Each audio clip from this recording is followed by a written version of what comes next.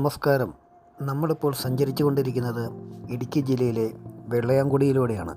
ഇവിടെ നിന്നും നമ്മൾ പോകുന്നത് പ്രശസ്തമായ കല്യാണത്തണ്ട് മഹാദേവ ക്ഷേത്രത്തിൻ്റെ ചുറ്റുവട്ടത്തുള്ള കാഴ്ചകൾ കാണാനാണ്. വെള്ളയാംകുടി ടൗണിൽ നിന്നും ഇടത്തേക്ക് കിടക്കുന്ന ഈ വഴിയിലൂടെ 1 കിലോമീറ്റർ ദൂരം സഞ്ചരിച്ചു കഴിഞ്ഞാൽ നിങ്ങൾക്ക് കല്യാണത്തണ്ടിലേക്ക് തിരിയുന്ന ജംഗ്ഷനിൽ എത്തിച്ചേരാൻ സാധിക്കും.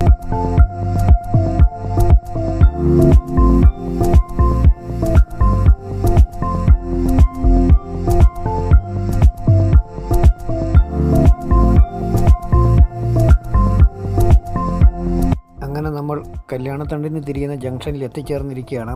അവിടെ ബോർഡൊക്കെ വെച്ചിട്ടുണ്ട്. ഇനി ഒരു വലിയ കയറ്റം കയറി വേണം നമുക്ക് പോകാൻ. ഈ കാർ ഇറങ്ങി വരുന്ന വഴിയിലൂടെ വേണം നമുക്ക് കല്യാണത്തണ്ടിലേക്ക് കയറി പോകാൻ.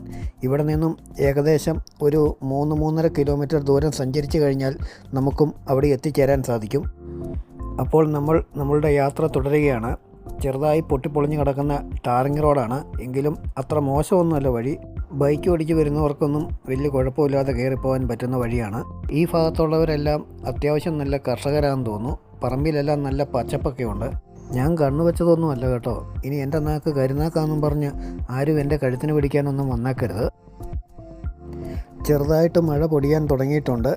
വണ്ടി വലിച്ച് കയറി പോകുന്ന കണ്ട് ആരും തെറ്റിദ്ധരിക്കണ്ട. നല്ല കുത്ത് കയറ്റമാണ്. ഞങ്ങളുടെ സ്കൂട്ടർ കയറ്റം വലിക്കാതെ ഇടയ്ക്ക് നിർത്തി ഒരാൾ ഇറങ്ങി നടക്കേണ്ടി വന്നിട്ടുണ്ട്.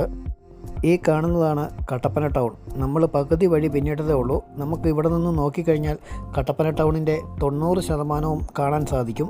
എന്തു വന്നാലും നിങ്ങളെയൊക്കെ നനച്ചിരിക്കുമെന്ന് മഴ തീരുമാനിച്ചെന്ന് തോന്നുന്നു. അത്യാവശ്യം നല്ല രീതിയിൽ മഴ പെയ്യാൻ തുടങ്ങി. ചേച്ചിമാരൊക്കെ പശുവിനെ അഴിച്ചുകൊണ്ട് പോവുകയാണ്. മഴയാണെന്ന് പറഞ്ഞിട്ട് കാര്യമില്ല. ഒരു മര്യാദയില്ലാതെ പെയ്യാൻ തുടങ്ങിയിട്ടുണ്ട്. ചെറിയൊരു കോട്ടയുള്ളൂ കയ്യിൽ. എന്തായാലും ഇപ്രാവശ്യം നല്ലപോലെ നനയും. നമ്മളിപ്പോൾ കാണാൻ പോകുന്ന കല്യാണത്തണ്ട് മഹാദേവ ക്ഷേത്രത്തിന് ഒരു ഐതിഹ്യമുണ്ട്. പണ്ട് വനവാസകാലത്ത് ശ്രീരാമനും സീതാദേവിയും ലക്ഷ്മണനും ഇവിടെ വന്നിട്ടുണ്ടെന്നാണ് വിശ്വാസം. ഇവിടെ എത്തിയ ശ്രീരാമൻ തൻ്റെ ഇഷ്ടദേവനായ ശിവനെ ഇവിടെ പ്രതിഷ്ഠിച്ചെന്നും ശിവനും പാർവതിയുമാണ് ഇവിടെ കുടികൊള്ളുന്നതെന്നും മക്കളില്ലാത്ത ദമ്പതിമാർ ഇവിടെ വന്ന് പ്രാർത്ഥിച്ചാൽ മക്കളുണ്ടാവുമെന്നുമാണ് വിശ്വാസം. അതുപോലെ പാണ്ഡവരുടെ വനവാസകാലത്ത് പാണ്ഡവർ ഇവിടെ വരികയും ഇവിടെ ഇരുന്ന് ഭക്ഷണം കഴിക്കുകയും ചെയ്തിട്ടുണ്ട്. ഇവിടെ ഇരുന്ന് ഭക്ഷണം കഴിച്ച പാണ്ഡവർ ഇവിടെ 5 ഉരുളി കമിഴ്ത്തി വെച്ചിട്ട് പോയെന്നും അതിനാലാണ് കല്യാണത്തണ്ടിനോട് ചേർന്ന് കിടക്കുന്ന ഇടുക്കി ജലാശയത്തിന് 5 ഉരുളി എന്ന പേര് വന്നതെന്നും പറയപ്പെടുന്നു. ഞാനീ പറഞ്ഞ കാര്യങ്ങൾ കുറച്ച് ഗൂഗിളിൽ നിന്ന് കളക്ട് ചെയ്തതും ബാക്കിയുള്ളത് ഇവിടെ ഞാൻ കണ്ട 1-2 ചേട്ടന്മാരോട് ചോദിച്ചറിഞ്ഞ കാര്യങ്ങളുമാണ്. അങ്ങനെ നമ്മൾ സ്ഥലത്തെത്തിയിരിക്കുകയാണ്. ഈ കാണുന്നതാണ് പുരാതനമായ മഹാദേവ ക്ഷേത്രം. നമ്മൾ ക്ഷേത്രത്തിന് അങ്ങോട്ട് പോകുന്നില്ല. ഇത്രയും കാര്യങ്ങൾ പറഞ്ഞപ്പോൾ നിങ്ങളെ ക്ഷേത്രം ഒന്ന് കാണിച്ചു എന്നേ ഉള്ളൂ. ഇതാണെന്ന് തോന്നുന്നു ക്ഷേത്രം കമ്മിറ്റി ഓഫീസ്. നമുക്ക് കൃത്യമായിട്ട് അറിയില്ല. 1-2 ചേട്ടന്മാർ അവിടെ ഇരിപ്പുണ്ട്. ഇതാണ് കേട്ടോ നമ്മുടെ സ്വന്തം മയിൽ വാഹനം. ഇനി ആരും അടുത്ത് കണ്ടില്ല എന്ന് പറയരുത്. ഇവിടെ ഇപ്പോൾ നല്ലപോലെ മഴ പെയ്യുന്നുണ്ട്. ഇവിടുത്തെ കാലാവസ്ഥയനുസരിച്ച് പെട്ടെന്ന് മഴ വരുമെന്നാണ് ഇവിടെയുള്ള നാട്ടുകാർ എന്നോട് പറഞ്ഞത്.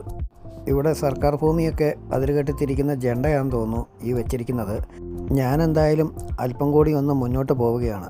ഇവിടുത്തെ കാഴ്ചകൾ എങ്ങനെയുണ്ടെന്ന് നിങ്ങളെ ഒന്ന് കാണിക്കുകയും ചെയ്യാലോ. അങ്ങനെ നമ്മൾ ഈ പാറയുടെ സൈഡിലെത്തിയിരിക്കുകയാണ്.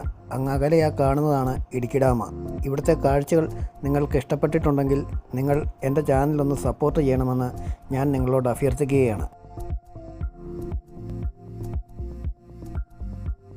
പാണ്ഡവർ 5 ഉരുളി കമിഴ്ത്തി വെച്ചപ്പോൾ ഉണ്ടായ 5 ഉരുളി എന്ന് പറയുന്ന സ്ഥലത്തേക്ക് പോകുന്ന വഴിയാണ് നിങ്ങൾ ഈ കാണുന്നത്. ഈ ഒരു വീഡിയോയും ഇതിലെ കുറേ കാഴ്ചകളും മാത്രമല്ല കല്യാണത്തണ്ടിൻ്റെ ഭംഗി. ഒരുപാട് കാഴ്ചകൾ നിങ്ങൾക്ക് കാണാനും നിങ്ങളെ കാണിക്കാനും ഇവിടെ ഒളിച്ചിരിപ്പുണ്ട്. അത് വരും ദിവസങ്ങളിൽ വരുന്ന വീഡിയോയിൽ നിങ്ങളെ കാണിക്കുന്നതായിരിക്കും. ഇടുക്കി എന്നും ഇങ്ങനെ മിടുക്കിയായി നിലനിൽക്കട്ടെ എന്ന ആഗ്രഹത്തോടെ വീണ്ടും ഒരു വീഡിയോയിൽ ഉടൻ കാണാമെന്ന പ്രതീക്ഷയോടെ നിർത്തുന്നു.